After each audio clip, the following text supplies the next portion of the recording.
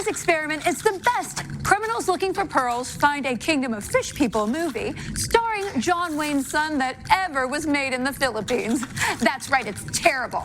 Nothing can prepare you for Beyond Atlantis.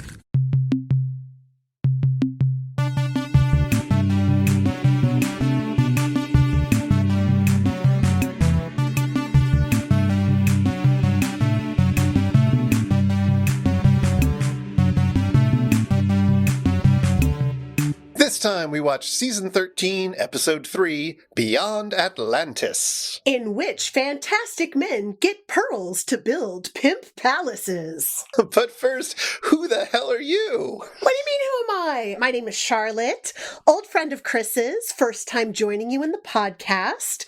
And I also have a great love of Mystery Science Theater 3000. Thought I'd join you today. Excellent. I think I speak for everyone when I say I hate Beth's new voice. I know, right? I can't believe it. Well, welcome aboard. This is going to be lots of fun. Let's let everybody know a little bit about your history with MST3K, because I believe it's mostly my fault. Yes. Yeah, I guess it is the love of MST3K is certainly your fault, Chris. But I had Comedy Central growing up, and so I watched a lot of the early episodes with Joel and with Mike. And the Turkey Day marathons were certainly a staple inside of my household, but I didn't really, memorize lines and make it a part of my lexicon until I was hanging out with you, Chris. So, and then when you and I became friends, we watched a lot of MST3K together, in which you showed me some of your favorite episodes and some of the most sloggiest episodes. I hope you and Beth and Adam have already done some of those. I think we've done some of them, but maybe not all of them. Not all of them, I know. They're coming. Yeah, Charlotte and I were roommates in a long ago time called the 90s, and then again later. And I made her watch a whole bunch of MST3K episodes, and in return, she made me watch a lot of Buffy. So that was good. It's true. Seems a fairly good exchange, right? Yeah, that's pretty good. Yeah. What would you say is one of your favorite episodes? Well, I mean, there's always a soft spot in the heart for the Manos, the Hands of Fate, right? And I know you guys have done that. It's a great episode. I also love Alien from LA. Yeah. A great one. I mean, I think I've written the phrase, "This door sounds brown," more than once. I've also told people that I'd give anything to see my father except pancakes. So, there are just pieces of the show that I reference, and now that I don't hang out with you in real life as often as I used to, no one gets it. It's a little embarrassing, but here I am with a crew of people who might actually understand when I say "this door sounds brown." I feel like those lines from Alien from LA were, I think there were days when we were living together when we would only speak in quotes from that episode. Pretty much. And we'd have to modulate the voice in order to get that Kathy Ireland falsetto going. It's awesome. Now, have you been keeping up with the more recent MST3Ks? I have not, to be quite honest. So I'm really excited to be watching some of season 13 with you and hearing about the changes that have been happening. I've seen all of the episodes from the Netflix era, but some of them hit really well for me, but some of them were utterly forgettable.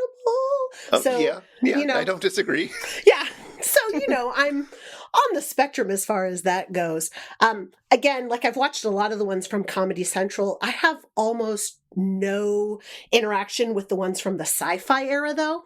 Yeah. I didn't have sci-fi when it came out on that. And so I just haven't seen many of those.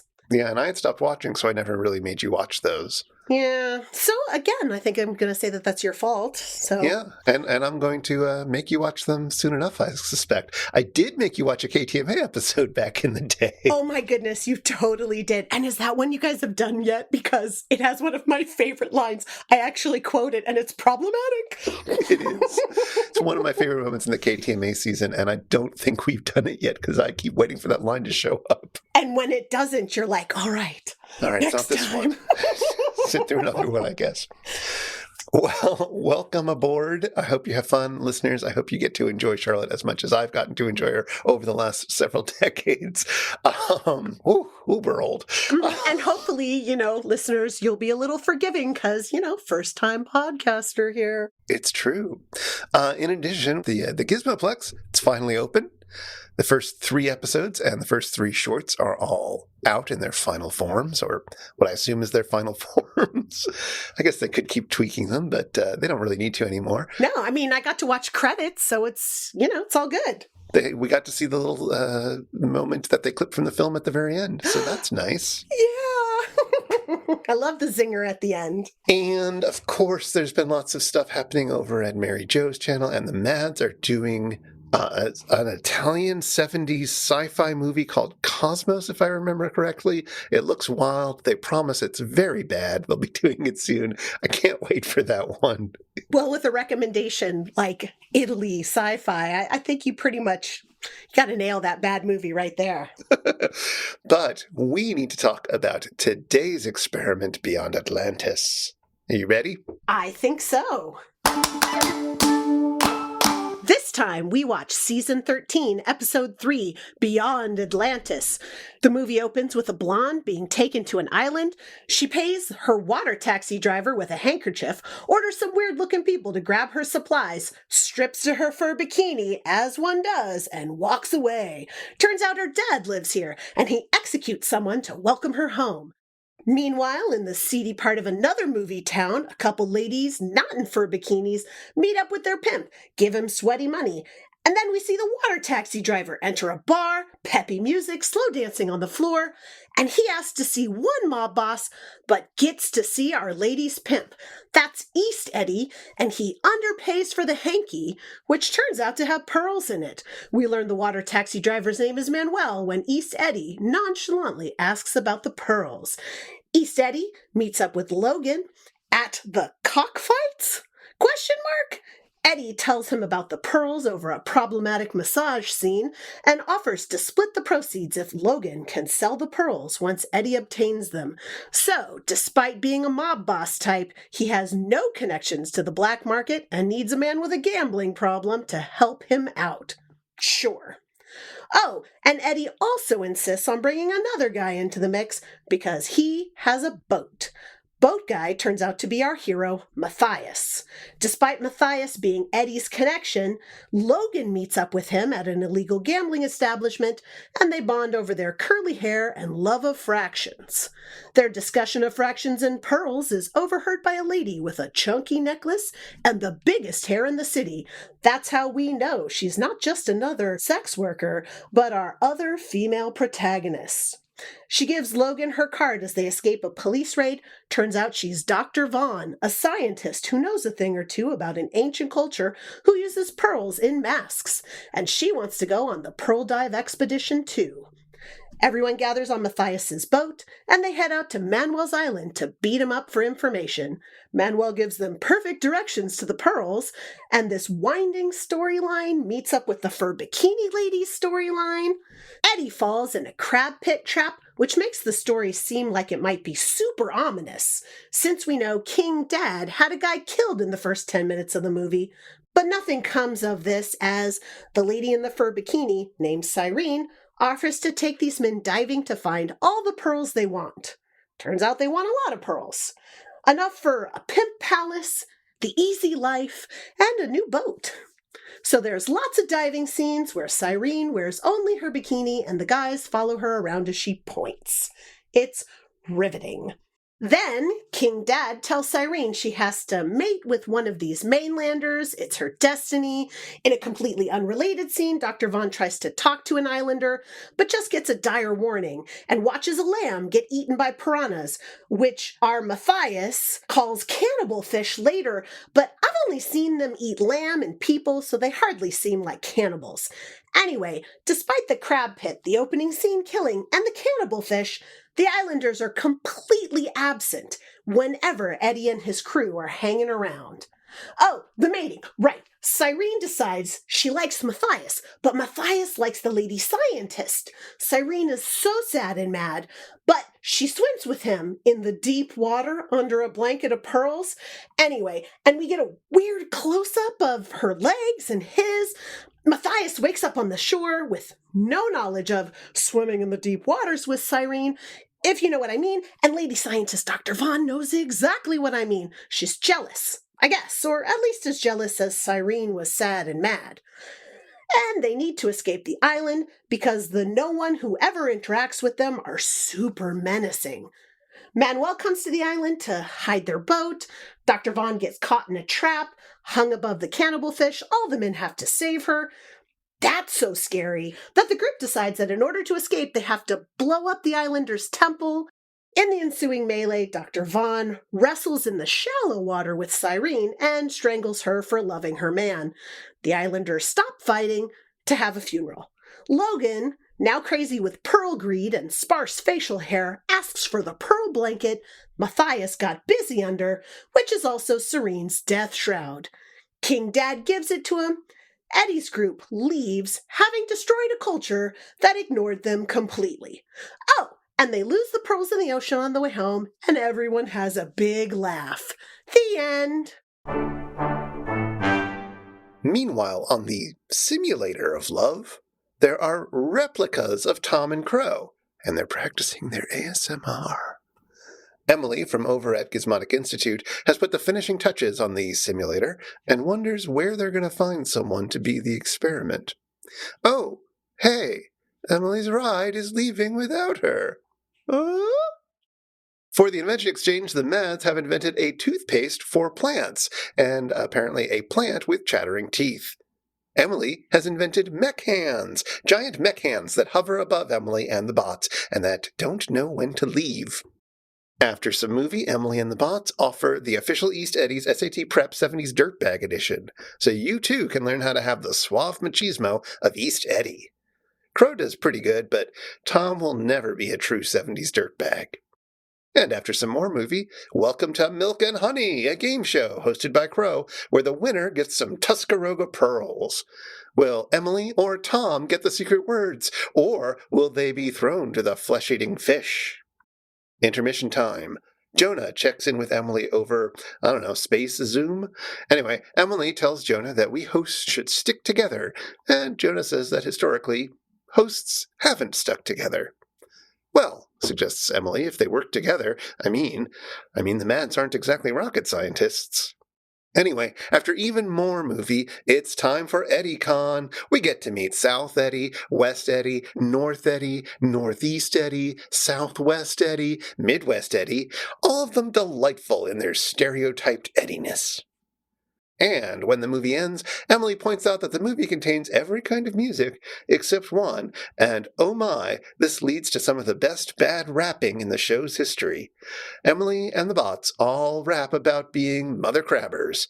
Oh, and they introduce GPC-2, who is a smaller version of GPC. Isn't that nice? Anyway, the end.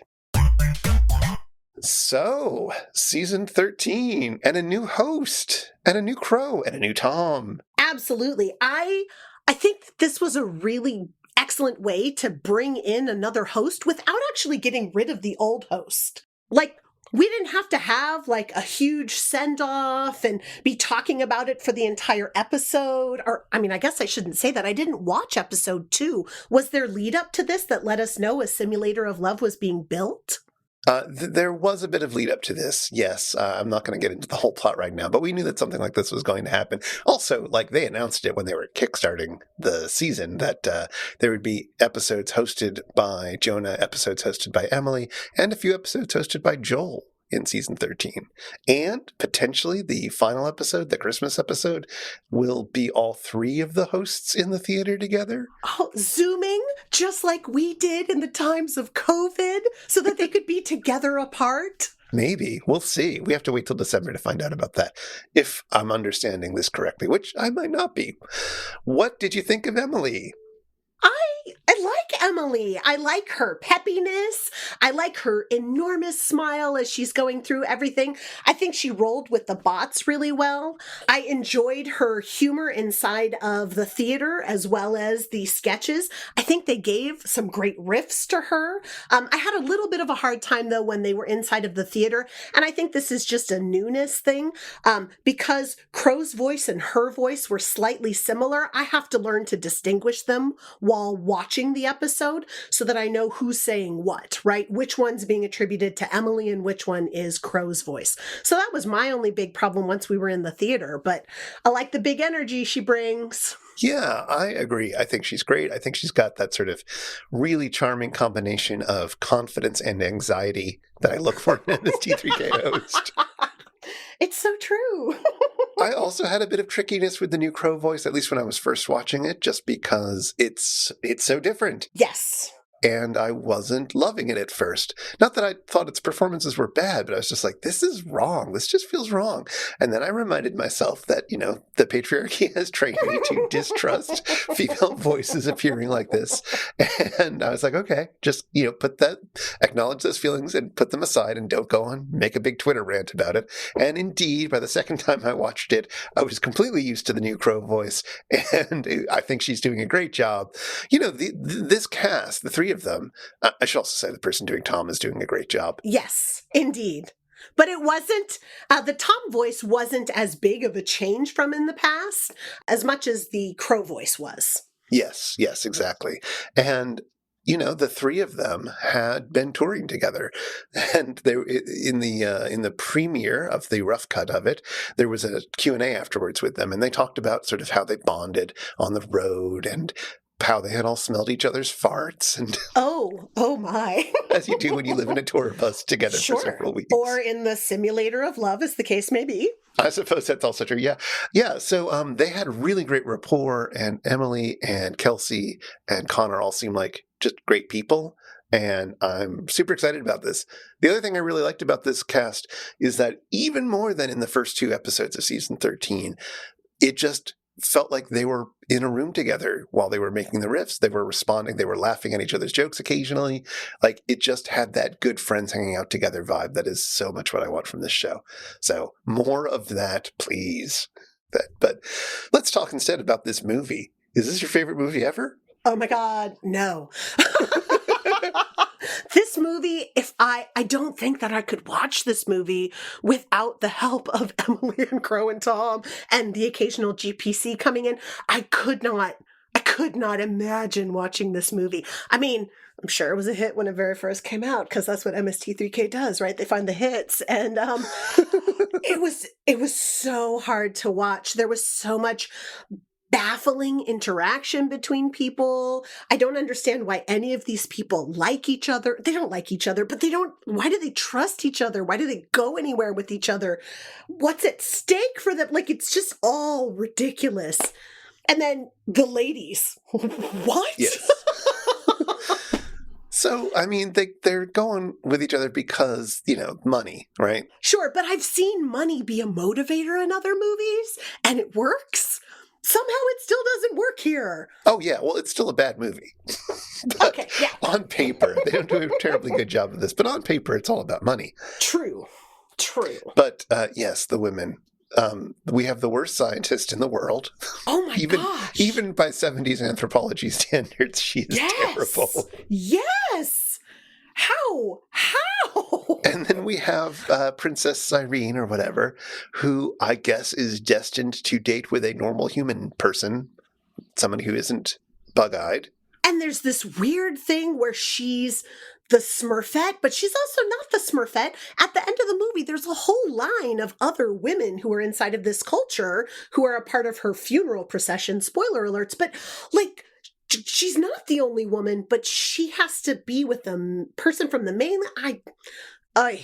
Yeah, they don't explain this very well at all, and I could make some guesses, like she's the person who doesn't have whatever the gene is that causes all the other people to have the strange eyes, but and therefore she has to bring in new DNA, so to speak.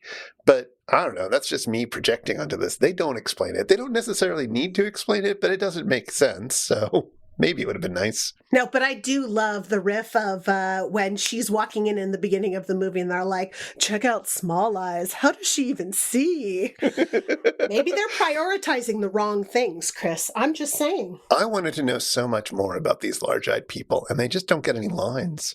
No, they don't even blink. How can they have lines? I think you don't need to blink to get lines.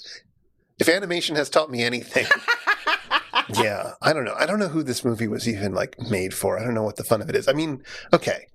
One of the things about this movie is that it is a blatant rip-off rewrite of The Treasure of the Sierra Madre, which I don't know if you've ever seen that movie, the Humphrey Bogart movie. I feel like if I saw it, it was so long ago, I don't really remember it. So tell me a little bit more. Well, I decided to watch it for this podcast episode, and it is Humphrey Bogart and a friend of his and an old coot are stuck in small town Mexico as Americans without a penny to their name, and they decide to go into the hills and try to get gold from a mountain site. And then various things happen to them, but basically the gold is their pearls, and Humphrey Bogart is the Logan who gets gold mad and becomes very distrustful of everyone else. Wait, Humphrey Bogart's the Logan, not the Matthias? Because Matthias is clearly the quote-unquote good guy in the movie that, not good, but better. Yeah, Humphrey Bogart's the bad guy in this movie. It's really wild. He does a pretty good job with it. I thought Eddie was the bad guy in the movie. Logan just seems like the weird sidekick guy. I mean... Logan is the one who disrupts a funeral procession because he must have that shroud. All right, fair enough. But Eddie's the one who wants a pimp palace. So I'm just saying, degrees of awfulness. Yeah, no, fair enough. Anyway, it's a pretty good movie, though all the characters are unlikable, but Humphrey Bogart puts in a good performance. As one would expect. But would this movie have been saved with a Humphrey Bogart-style performance? I'm not sure. It couldn't be much worse. So one of the things that makes this movie interesting, or at least to me, is that it was filmed in the Philippines. And I think this is the first Philippine movie that they've done. I could be wrong, but I've never heard that get mentioned before. I realized I don't know anything about Filipino cinema, so I sort of went on a little reading expedition. Excellent. What'd you learn? Well, I learned a few things, but I will say at the top that I am not an expert on this, and if I get anything wrong, I apologize. Please write in and let me know. I suppose I should start by saying, movies get made all over the world. You know this. In fact, you know what country puts out the most movies every year. I would assume India. Yes, and you know which is the second most popular. China? No. Oh, who? China's about third or fourth. There's a bit of a tie for third right now, as far as I can tell, between China, Japan, and the U.S. Fair enough. Number 2 is Nigeria. I would have had no idea. Really? Yeah, sometime about 2009, Nigeria's film output, just in terms of numbers, surpassed that of the U.S. So, how is it that I have never heard of a Nigerian film? Some people call it Nollywood, and some people are tired of all the film industries being referred to as variations on Hollywood. I get that. Mm-hmm. I can see that. The Philippines is somewhere in the top 20, let's say. Over 8,000 movies have been produced there. Every movie that I know from the Philippines stars Daniel Padilla and is some crazy teen romance romp. Oh, so you have seen some. I've seen some, yes, but not too many. Not too many, and certainly not ones that were made for an American audience, right? Yeah, and those are all going to be recent ones, right? Yes, fairly recent. Okay.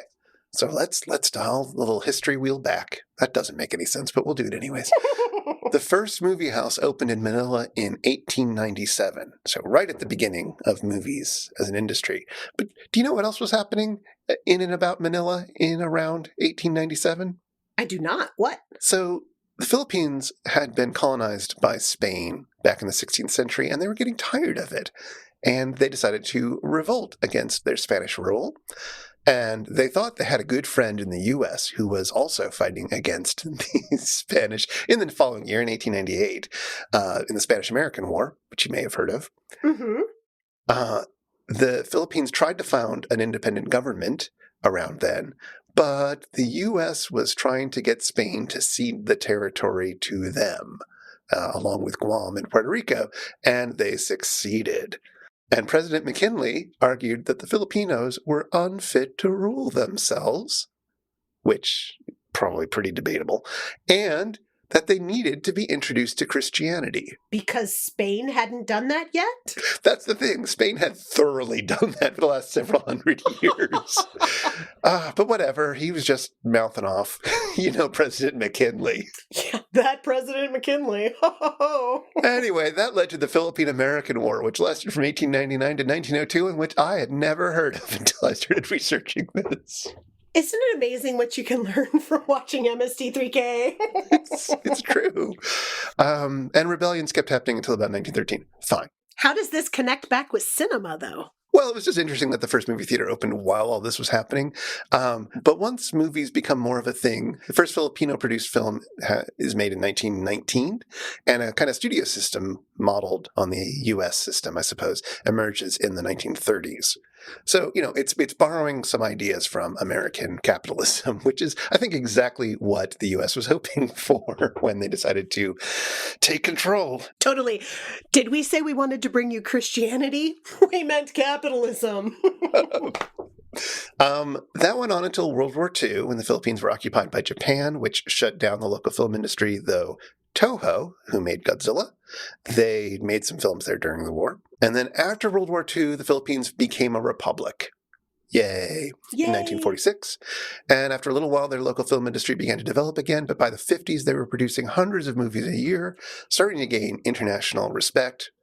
And then in the 60s, apparently, a lot of the big studios went under. And there were a lot of small studios that were making a profit off of erotic films. Wow, it seems like a profitable industry. Somebody's got to be there. Oh, didn't we give them capitalism? Of course they did this. They called their erotic films bombas, which is a fun word to say. Although I don't know how Wait. Yeah. Did you say bumbos? Bombas. Bombas. Okay, because there's, the toddler seat that's molded plastic that's called a bumbo. And if that name is the same as pornography in the Philippines, that's problematic. Somebody should have thought of that when they were making the toddler seat. I don't know if it was pornography per se, but I think it was like the Mexican sexy comedias that we talked about a little bit last time. But I don't know. I've not yet seen any of these bombas. Fair enough. I will say that in 1972, Ferdinand Marcos, who you may have heard of, came into power, and he put a stop to the Bomba films because he liked his smutty films a little bit classier. Oh, how kind. Sexy, but swimsuits and things like that. Real artsy, real, upper crust. Yes, of course. And that's about when Beyond Atlantis was made. It was made in 1973. So the director, Eddie Romero, had a long history in Filipino film. He co-directed an early horror film from 1959 called Terror is a Man. Testify. Oh. It's the first of the Blood Island films, which apparently the horror people really like. This is a time when we need Adam to tell us what's what. I know. We're just so lost these days. He also made some war films. And then in the 70s, he was making things that were a lot like Beyond Atlantis, including a film he made the year prior called The Twilight People, which also starred John Ashley, our Logan, from this film, along with a small role for Pam Grier. Oh, that's really exciting. It is very exciting. I mean, I don't think the movie's any good. Yeah, I don't need the movie to be good. It's good to get Pam Grier work. Yes, absolutely. So was this movie originally intended to be one of these sexy films that were being made? No. In fact, specifically, it was intended to get a broad audience and be PG. That's why he says Mother Crabber. That's not like a bowdlerized edit. That is apparently in the original film. That's fantastic. fantastic. So the film was produced by John Ashley, again, who played Logan, who wanted to direct it originally, and we'll talk more about him in a little bit. But he had been asked to make a movie in the Philippines in 1968, and apparently this was around the time that his marriage was ending, so he was kind of happy to leave the U.S. for a while. Sure. He ended up in one of the Blood Island movies that Romero directed, and they decided after that to team up and make some movies together. And Ashley would basically spend a few months every year in the Philippines making films as kind of a sort of working holiday. And this lasted for most of the 70s. That's not a bad place to have spent the 70s, I suppose. I mean, this film makes it look like a terrible place to have spent the 70s. Okay, that's but great. I don't think this film is very accurate. I really hope it's not very accurate. I mean, if that's the only town in the Philippines where people are living, it seems like all they're doing is slow dancing to fast music and walking the streets for their friend, East Eddie, you know? It's pretty much no other opportunities in the world. After that, let's just wrap up what has happened. First off, with Eddie Romero, he started making films for the local market that were in Tagalog, in the local language, and they were very artsy, and I guess they were pretty well respected. But I don't think they made much of a dent outside of the Philippines. Not that that's a problem. The mainstream films in the 80s and 90s in Filipino cinema apparently got very mass-produced and samey. But then in the 2000s, they started, getting artsier, getting more international attention. And beginning of the 2010s, it became an economic powerhouse again. Again, like these Daniel Padilla films. Mm-hmm. So they're doing pretty good now, it seems. Indeed. It's nice to see that there's creative things coming out of more places than just L.A. Yeah. And I mean, not like films that are made anywhere else in the world need to appeal to, me. Sure. Like, that's not their job. No. But it is nice that they can, occasionally reach out and, you can hear from other perspectives and they can take some of my hard-earned money. I'm all for that. Well, and one assumes if they've appealed to us that they've gotten through many, many other people. I mean, we are not 20, right? No, that's true. We are not Hollywood's main audience in any capacity. And so I don't see myself as being the main audience for most of the films that are being produced in the world. So if I've heard of something, I know there's a lot of other people who have seen it first. Now, did you say you had seen one of Daniel Padilla's films? I've seen a few of them, actually, because they're streaming on Netflix, right? And Netflix knows that I like ridiculous teen movies, and so they totally put one inside of my queue. And I watched it, and it was a bunch of very sweet films, actually, that he's in. And he has a co-star whose name I'm not thinking of. Do you want me to look it up, Chris? Catherine Bernardo? Yeah. Daniel Padilla and Catherine Bernardo are in several movies together, and just they play really well against each other. They have a really nice chemistry inside of their films. So, and they look like they have so much fun making these movies, as does everyone around them, right? And they're all coming of age, and they're all films in which, people are finding their voice and they're finding their place in the world, and often they're finding each other inside of that quest. It's just very lovely. Aw. Yes. It's not going to be, the artsy fare that you're talking about coming out at some points in times. It's very much a mainstream fare, but it's always nice to see movies where people are being good to each other. No, I want to see movies about people building pimp palaces. Well, it's a good thing we watched this one then, huh, Chris? All right, let's say the line and get it over with.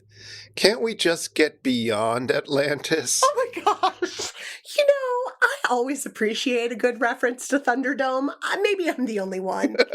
It's just that joke showed up so many times in the MST3K forums and so forth in the lead up to this episode coming out.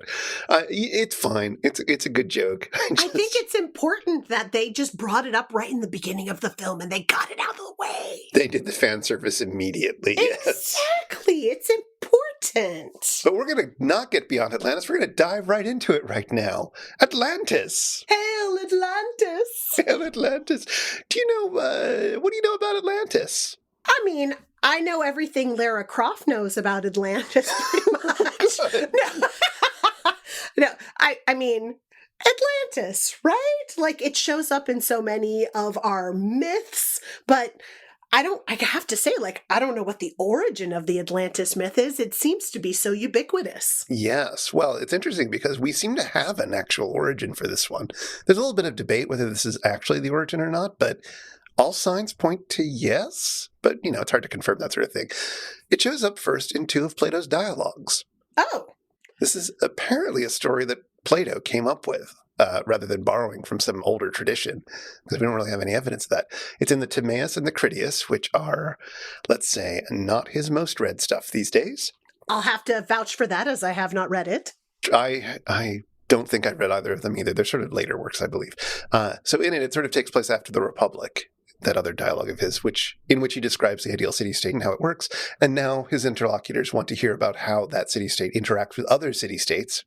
And so he describes how the idealized ancient Athens, 9,000 years ago, repelled an attack from Atlantis, beating it savagely to the point that Atlantis lost so much cred in the eyes of the gods that they submerged it.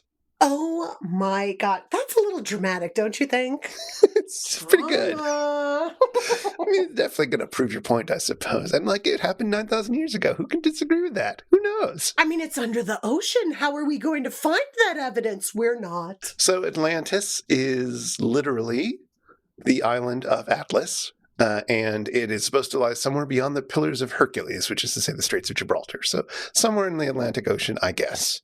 It almost immediately became unclear whether this story of Plato's was true or false. There was a philosopher named Crantor. So good. Who was good. Either a student of Plato or a student of one of Plato's students, or both, who understood it to be true in his writing. And the idea of this space just caught on like wildfire, especially when ideas of utopia started emerging with European contact with the Americas many years later. Mm-hmm. So Thomas More's book Utopia takes some inspiration from the Atlantis myths. Francis Bacon wrote a novel about a utopian place called the New Atlantis. And some Europeans conflated Atlantis with the Mayan civilization because, I don't know. It's in that direction. Why not? Exactly. So it got really popular there. It got attached to all sorts of different things. And then in 1882, a guy named Ignatius Donnelly wrote a book called Atlantis, the Antediluvian World. Well. And this book went hard on the idea that not only was Atlantis real, but that all civilizations were descended from Atlanteans. Oh, my goodness. Well, I guess it's good to know that the 60s musical artist Donovan didn't come up with that idea himself. No, literally, this inspired him. I mean, this book became really big for countercultural stuff, other ideas kind of that whole hooey. Sure. And there were a bunch of sort of descendant ideas from it of other lost continents.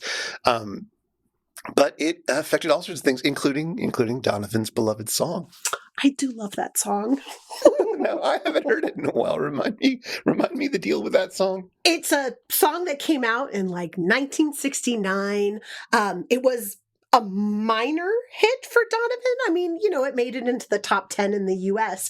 And it's basically him for a minute talking about Atlantis and what a wonderful place it was and how Atlantis knew it was going to be submerged into the ocean. So it sent out ships with all the 12 important people to found new civilizations. And of course, he lists only 3 or 4 because, no one's a completionist but me.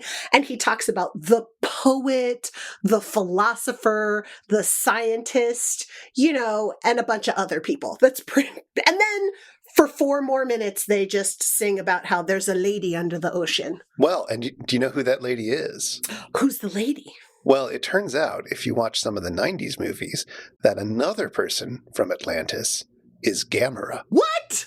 Gamera's not a lady. That's no lady. That's my wife. Well, okay. I don't fully know if we've settled the question about what gender Gamera is. But yeah, apparently, and I haven't seen these, and Adam is nowhere to be found, but Gamera and Gyaos were both Atlantean creatures in the reboot.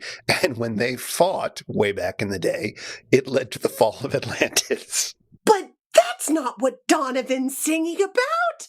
That doesn't make any sense. Well, he hadn't seen the literature yet. Oh, okay, well, that's fair. I'm sure he would have changed his song around. I mean, it just sounds, like he's longing for a lost love, not for a turtle hero to save us all, or just our children, as the case may be. So in today's movie, the Minoans are conflated with the Atlanteans. We hear a line about, we hear very little explaining why Atlantis is tacked onto this. As far as I can tell, there's two references to it. There's one time when our scientist sees an image of a mermaid sitting on a Greek centaur, and then the mask with the pearls in it is supposed to be in the style of the Minoans who supposedly lived on Atlantis. And somehow had the exact same kind of pearls as are going to be found on the other side of the Pacific. Exactly. The Minoan civilization was a big deal, Mediterranean island civilization, before the Greeks were in their glory, so to speak. And it declined for reasons that we still don't really understand about 1500 BCE. So that's, I guess, where this is coming from. It is a civilization that fell away, but the island didn't sink. I don't know what she's talking about. She's a bad scientist. She is a bad scientist. It's true. There's one other Atlantis reference in popular culture, so to speak, that I want to point to, which is an island called Numenor. Oh, I feel like we have more people we might know who know lots about that. Yes, I'm curious to hear from another podcast on this network about this. But yeah, apparently Numenor is, well, allegedly based on the Atlantis myth. It is an island located west of Middle Earth, and there's a whole story in the Silmarillion, which I haven't read, but apparently that island got sunk by a god, by Eru. I don't know if that's a god or the god. I don't fully understand the Middle Earth greater mythology. Look, I've read the Lord of the Rings trilogy. It's great, but I can only go so far.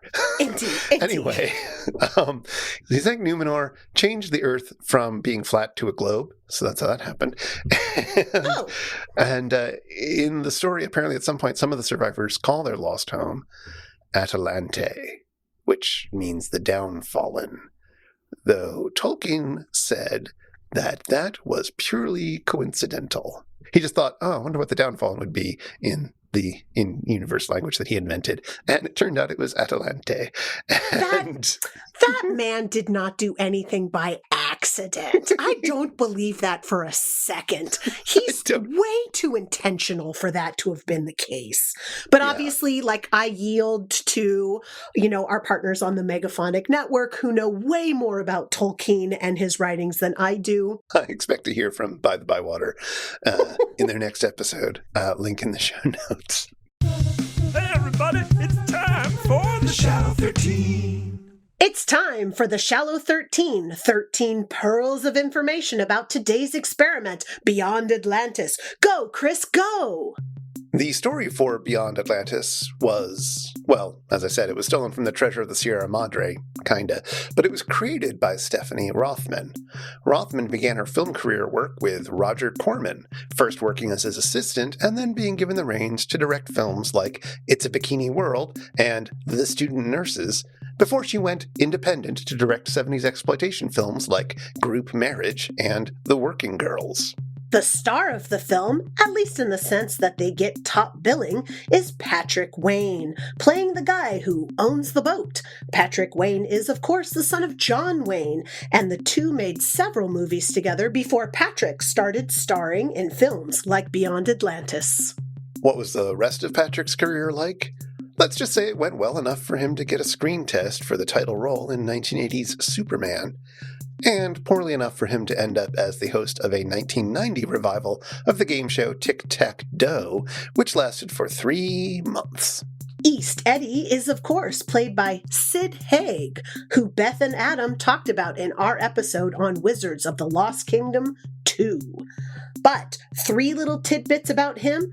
First, his name was actually Eddie. Well, okay, his middle name was Eddie before he changed his name to Sid Haig, but he's an Eddie through and through. Second, one of Sid Haig's earliest films was a role in It's a Bikini World, a Tommy Kirk vehicle financed by Roger Corman and directed by Stephanie Rothman, who, as I just told you, wrote the story for Beyond Atlantis. And third, he played one of the prisoners in George Lucas's debut film, THX 1138, starring alongside, you guessed it, Donald Pleasance. John Ashley, who, as we mentioned, produced this film, as well as playing Pearl-crazed Logan, also worked in the Corman system, as well as appearing in a bunch of 60s beach movies. Beach Party, Muscle Beach Party, Bikini Beach, Beach Blanket Bingo. And yet, Misties will probably know him best for starring in Attack of the Eye Creatures, Rift in Season 4.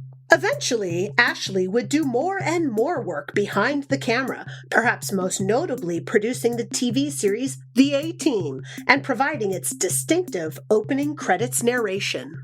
King Nereus, aka King Dad, is played by George Nader, who you'll remember as the lead in Robot Monster, as well as Frankie Avalon's partner in The Million Eyes of Sumeru, which I cannot believe we have to watch again now that they're doing it as part of Season 13.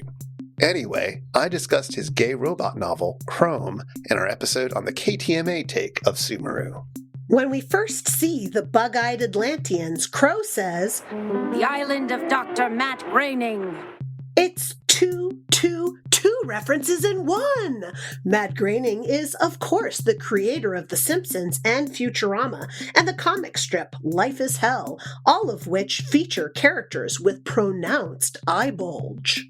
And The Island of Dr. Moreau is another novel by H.G. Wells, whose books The Time Machine and The Invisible Man we've been going on about in our last few episodes. The Island of Dr. Moreau features a mad scientist who has been grafting animals together to try to make them more humanoid, like, I guess, adding giant fish eyes to people. Anyway, the book's pretty good. Go read it. When we meet East Eddie, he's smoking a cigarillo while waiting for sex workers to give him their earnings, and Tom has him say, Who loves your babies?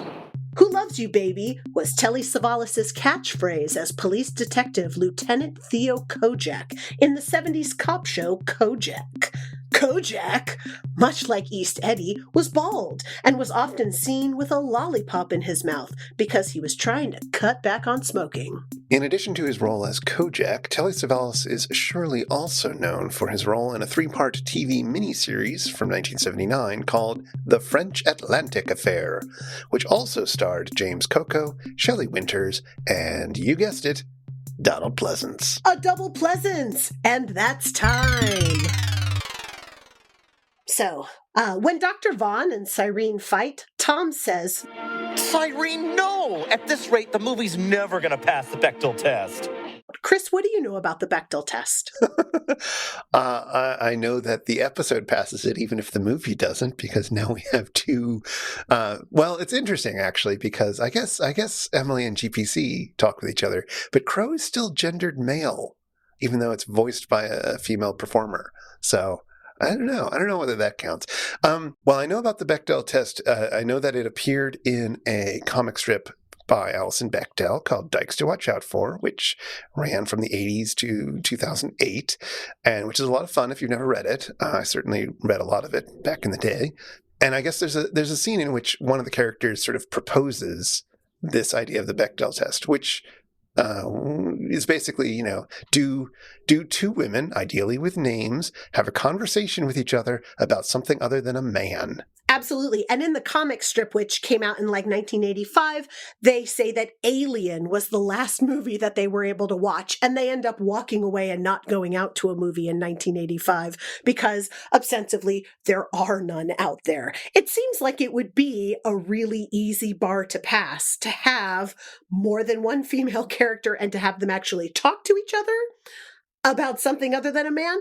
But somehow, until this was pointed out, it doesn't seem to be something that filmmakers were thinking of. And so it became like this cultural phenomenon that people started watching movies and wondering, is this something that we pass? Is this very low bar something that's happening to allow women to, be treated as people and not just as accessories to the action or accessories to the male characters? Yeah. And it's not saying that, only good movies pass the Bechdel test, right? There are good movies that, for reasonable reasons, don't involve women prominently. Like, I don't know, Boys in the Band. Sure. Yes. No, absolutely. And there are films that do pass the Bechdel test that pass it for horrible reasons.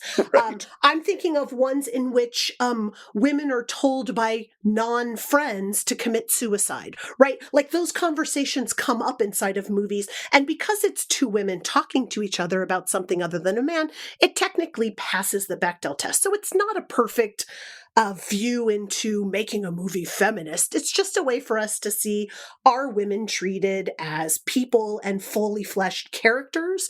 Do they have something in their lives that's happening other than forwarding the plot for another character who happens to be male? So it's not a perfect test.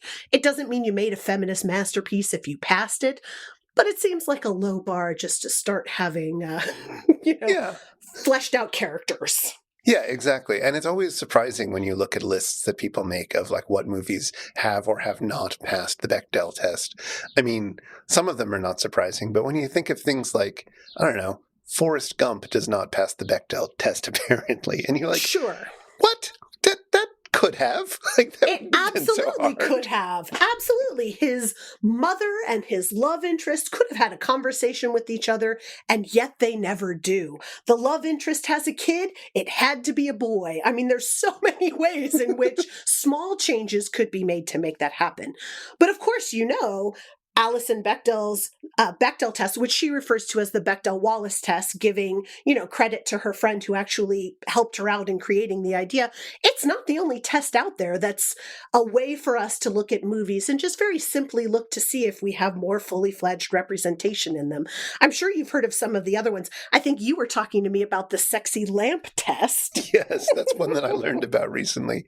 I guess like a year ago. But the sexy lamp test is basically, can a woman in a movie be replaced by a very sexy lamp? And does it meaningfully change the movie? Which has since been refined to a sexy lamp with a Post-it note on it for those moments when a woman is going to give plot relevant information to the main character. Oh, absolutely. Exposition is so important. And sometimes you just want to hear somebody else's voice to give it, right? Yeah. There's another one connected to the representation of women called the Mako Mori test, which is about having a strong female character, but not necessarily having a conversation with another female just because of the way that the story arc is created. And so it expands on that idea of just having two characters talk to each other and saying, we need to have a prominent female in the movie who has her own story arc. Mm-hmm. And that story arc is not about supporting a man's story in some way, right? It is her own separate story arc. Looking at you, Lego Movie. Yeah. Which is a good movie, but oh god, it failed that test real bad. Oh my gosh, it's so sad too. Yeah, it didn't have to. None of these have to be as terrible as they are about this. No, absolutely not. And of course, I mean, there's more than representation of women in movies that people have created tests for. There's the Vito Russo test, which is about representation of LGBTQ plus people inside of movies, so that they aren't just characters that are the gay best friend, but actually have a role that is necessary to the plot of the movie and are not just the friend of the straight person. Oh, I hadn't heard of that test before. That makes sense. Vito Russo, of course, who wrote The Celluloid Closet.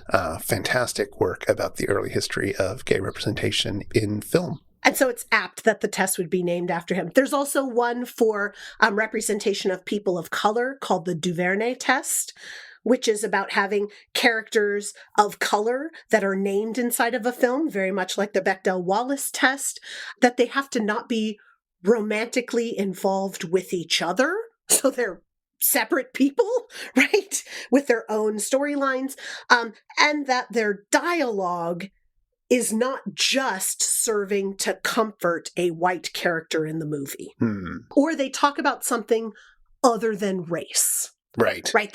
They have lives beyond their racial representation. They have lives beyond just being a person of color. So that's the Duvernay test. There's more. There's one that's a little bit more depressing, the Ayla test, which was created by Ali Nadi, which is about the representation of Indigenous women inside of film, that an Indigenous woman has to be a main character. She has to not fall in love with a white man. And that over the course of the movie or her life as it's represented in the movie, she doesn't end up raped or murdered in the story. And it is sad how few movies pass that. Ay. Oh, yeah, I'm looking at a thing about it now, and apparently Pocahontas doesn't make it. That makes sense. Yes, I doubt that could ever. Moana does pass that test, though, so that's good. Very much so. And Whale Rider as well was one that came to mind when I was reading about that test. There were two others that I wanted to mention. There's a podcast that I listen to called the Bechdel Cast, which does a deep dive into movies, and they've come up with one called The Baldest Women in Charge. Is this the Sigourney Weaver test? This is, but it's only Sigourney Weaver in what, Alien 3? Is that the one where she shaves her head? I don't remember. I don't remember either. The G.I. Jane test? Is that what it is? The G.I. Jane test.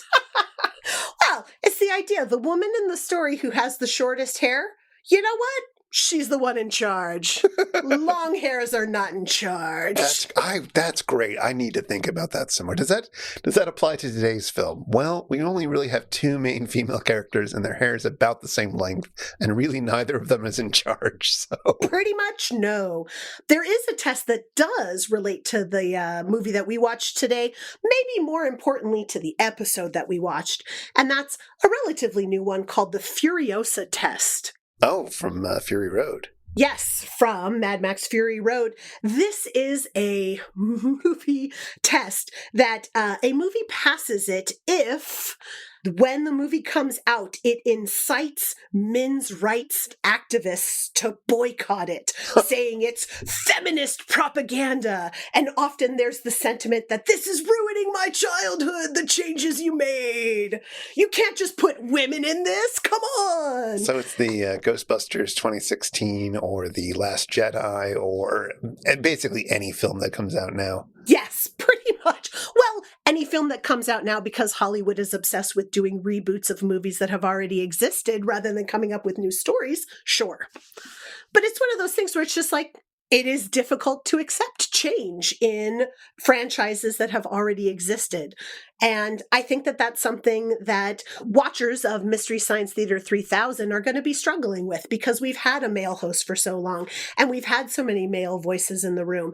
And just because, there's a new host who happens to be female or a female voice coming in for Crow doesn't necessarily mean that they're changing the formula or that they are doing something different. It just means there's a new voice in the room, and hopefully it makes everybody funnier.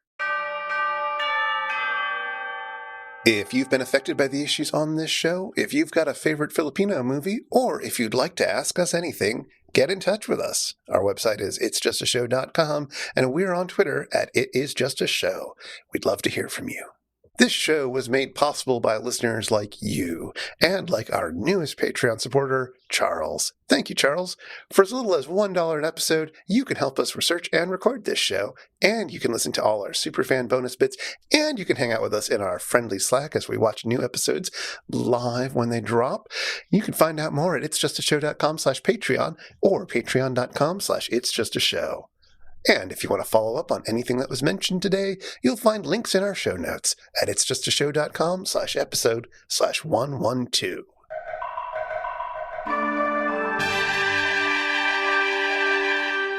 Well, Chris, I think we're definitely done talking about this stellar movie. Well, not a stellar movie, but certainly a pretty great episode.